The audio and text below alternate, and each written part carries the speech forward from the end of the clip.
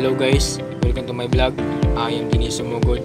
Study at Agusan del Sur State College of Agriculture and Technology, ASCAT, Program of Bachelor of Science and Information Technology.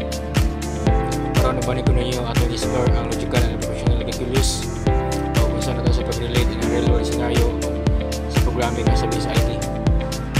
Ang logical and professional calculus tangan tani in a real world scenario kung saan ito pag-relate in a programming. What is logical and propositional calculus? Logical calculus is a branch of mathematical logic that focuses on a formal principle of reasoning.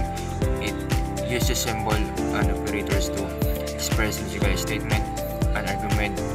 Propositional calculus, a subset of logical calculus, deals specifically with propositions, statement that can be either true or false.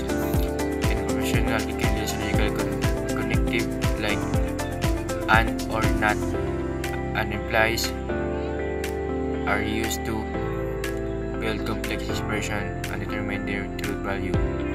So ingan yung mga symbols. Example in a real world scenario, consider the statement where you want to decide whether go for a picnic. The condition for going might be, so natin condition yung condition it should be sunny, so dapat sa sunny dapat full true ni sa dire dapat sa sunny yung value. Then it should not be windy, so dire dapat magamit og not sa variable nga windy, so dapat false dapat sa dire. So natin mga data types, ang atong data types nato is magamit og boolean, then ang atong variable is sunny and atong value is true. So nag-imputang ta diri og if else and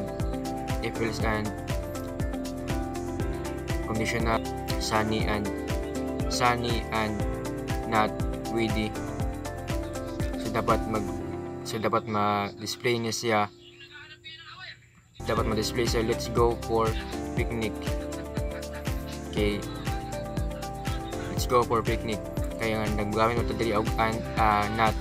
So dapat kung dili ta magamit diri og not, dapat iyang ma-display niya is maybe for another day. So nagamit mo ito og not false, instead dapat true na siya diri. True na ang windy. So dapat sa mag-display na siya o nag-display na siya og let's go for picnic. So let's try.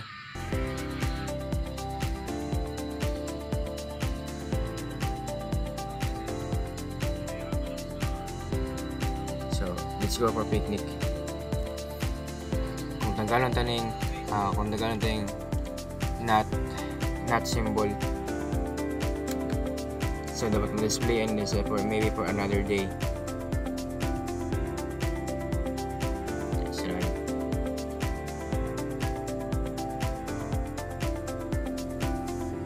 So there maybe for another day. So ingani ang function niya in a programming na mga symbols sa logical and professional calculus nga yung functions niya is same gyapon sa programming. So salamat kayo sa paminaw. Thank you so much.